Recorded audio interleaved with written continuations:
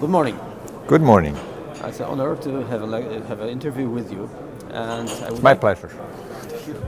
I would like to start with the first question because I graduated 10 years after you, and as I started to travel to join meetings, I saw you many times from the beginning of my career, and that's why I'd like to ask you, how did it happen that you are so much involved in teaching and lecturing in your professional life? Because I know that it takes a lot of big place in the life, because not every dentist does this.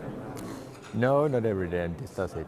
Well, it started actually, it was about 87.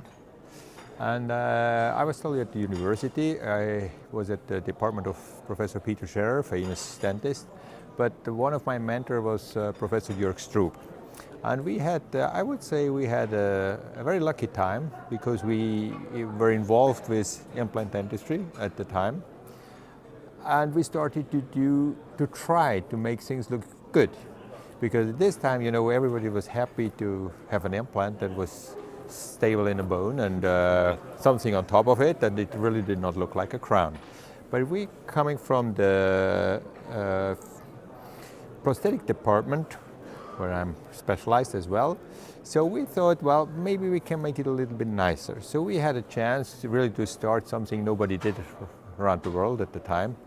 And we, for example, did the very first porcelain fused to metal bridge on a dentless arch, fixed bridge. And my first lecture, and that's actually is the answer for your question, was I could go together with Professor Stroop, who was involved in lecturing, and show this bridge, because I did it together with him, in Chicago. I never forget that. So that was actually my first lecture was not in Switzerland. My first lecture was already in the States. And then we did other things. We did special abutments already in 1986 too. So that's how it started. We tried things. We did things nobody did before because we were at the right spot at the right time.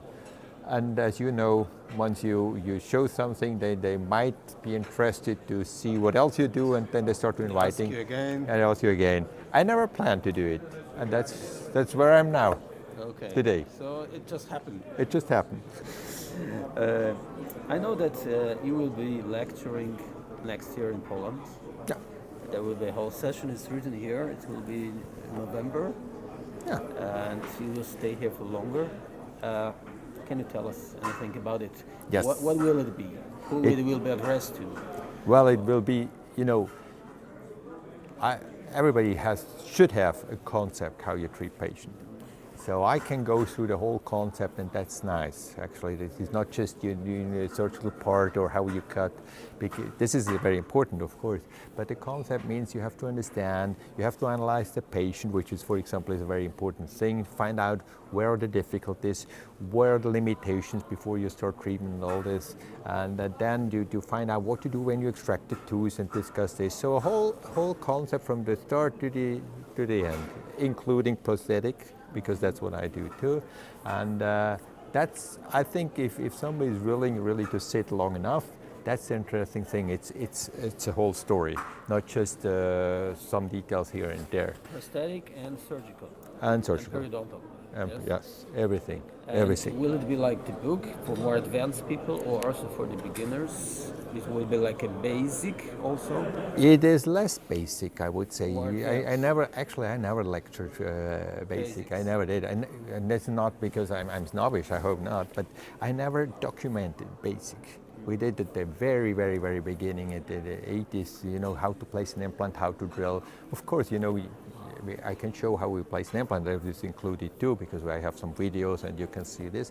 But I think to know how to place an implant, this is helpful if you come to the course, if you already did. But if you never placed an implant, it might not be very interesting. Well, might be, I don't know. And sometimes I have orthodontists, they come to listen to a course, they never will.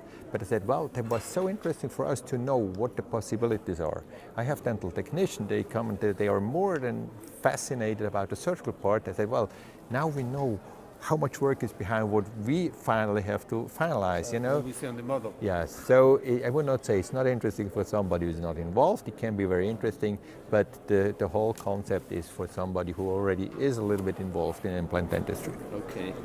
Now, I have a concept that I know that works for years.